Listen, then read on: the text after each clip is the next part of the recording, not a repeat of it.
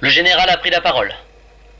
Le Yémen est dans une guerre civile depuis des années, une guerre meurtrière et surtout incompréhensible entre rivalité clanique, schisme religieux, intérêts saoudiens et qataris, ONG patrimoniales et convoitises énergétiques occidentales. S'ajoutent à cela les terroristes qui frappent nos nations et qui trouvent refuge ici, dans la poussière des bombes. C'est un pays de roches, percé de tunnels de l'Égypte jusqu'à l'Afghanistan. Grottes naturelles, cryptes antiques, excavations de contrebandiers, les victimes et les bourreaux, les militaires et les civils arpentent les souterrains à l'abri du soleil et du désert. L'opération Scorpion, que dirige le général, a pour but d'infiltrer les tunnels dans cette zone sud du Yémen, entre les montagnes et l'océan, et de débusquer et de désarmer, en faisant le moins de victimes possible, les combattants qui s'y trouvent. Dans le cadre de cette opération, les militaires ont découvert il y a 3 mois, entre 2 pics sans nom, une ouverture des plus étranges. Rectangulaire, taillée dans la pierre, gravée de symboles anciens surmontés d'un soleil. Avant d'aller plus loin, et conformément au protocole, l'armée a fait venir un archéologue. Il n'était pas exclu que nous nous trouvions devant des tombeaux, et la partie émergée d'un iceberg archéologique qui aurait l'importance de la vallée des rois. Ce n'était pas le cas. Disons presque pas le cas. C'était un couloir taillé qui s'enfonçait dans la montagne.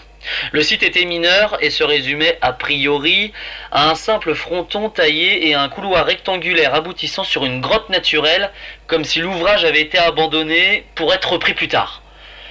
Cependant, pour protéger les tombes, les despotes antiques procédaient souvent à la création, non loin, d'autres tombes, des fausses tombes, pour décourager les pilleurs. Il n'est donc pas impossible que la zone soit une découverte majeure. Mais cela prendrait tout son intérêt après la guerre si celle-ci devait finir un jour. À ce moment, j'ai interrompu le général pour connaître la nature des symboles anciens. Ce n'est pas rationnel comme question, et on s'est tous regardés bizarrement. Mais moi, je me regardais bizarrement.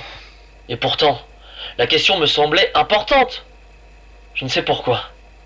Il a grogné que c'était du mésopotamien, babylonien, que sais-je, et qu'il me donnerait le rapport de l'archéologue. Il continue. Notre archéologue était un peu borné. Un peu dans votre genre, me dit le général. À n'en faire qu'à sa tête. Il s'est mis à faire des relevés et des trous tout autour de la zone d'entrée. Il se trouve qu'il y avait un nombre considérable, disons une centaine de corps très anciens. Des bouts de squelettes dans le sable. Ils avaient été enterrés face contre terre, les bras au-dessus de la tête, comme en adoration ou en supplication. Ah, c'était sinistre. Selon l'archéologue, cela démontrait qu'un nombre considérable d'ouvriers avaient été, selon lui, sacrifiés au moment de la complétion du site, et que, par conséquent, les tombes devaient être nombreuses et immenses. Le ton du général trahissait le fait qu'il n'estimait pas trop l'archéologue. Actuellement, poursuivit-il, nos fins diplomates mènent des intrigues de cour pour avoir l'exclusivité de la découverte et de l'exploitation du site auprès de l'UNESCO. Mais venons-en à vous.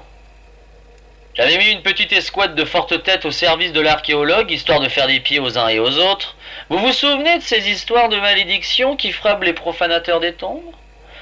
Ils sont revenus des excavations un peu changés. Ils sont revenus guillerets, chantant des chansons paillardes, presque insolents. L'un d'entre eux s'est senti mal. Tachycardie. Un autre voyait le monde tourner. Ah, je l'ai coupé. Euphorie, tachycardie, nystagmus. C'était un des symptômes de l'hyperoxie hyperbare, quand on a trop d'oxygène dans l'atmosphère et le corps. J'ai regardé Diane, qui, hier, me parlait de l'atmosphère toxique d'un monde aux océans de peroxyde, un air surchargé en oxygène, où le corps ne peut vivre que 6 minutes. Oui, me fait le général. La caverne naturelle était riche en oxygène, alors j'ai fait un rapport, et le haut commandement a fait venir Diane. Elle a découvert ces plantes au silicium et d'autres choses dans la caverne en question. Oh, rien de bien extraordinaire à mon avis, rien qui va mettre fin à la guerre. Mais voilà, notre nation n'est pas avare d'honneur et de gloire, et la gloire, ça se gagne aussi avec des prix scientifiques et des découvertes universitaires.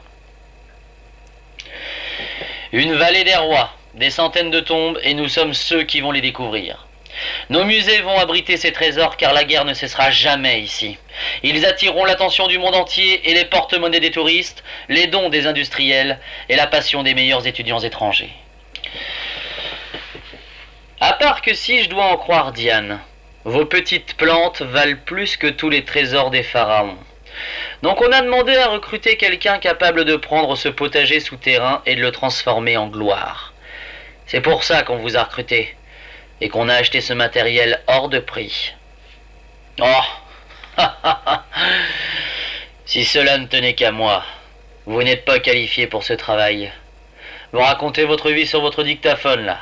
J'espère que vous ne pensez pas partir avec à la fin de votre mission. Et ce n'est pas tout. 5 minutes dans l'hélico pour Darsa et vous débaliez tout à Diane.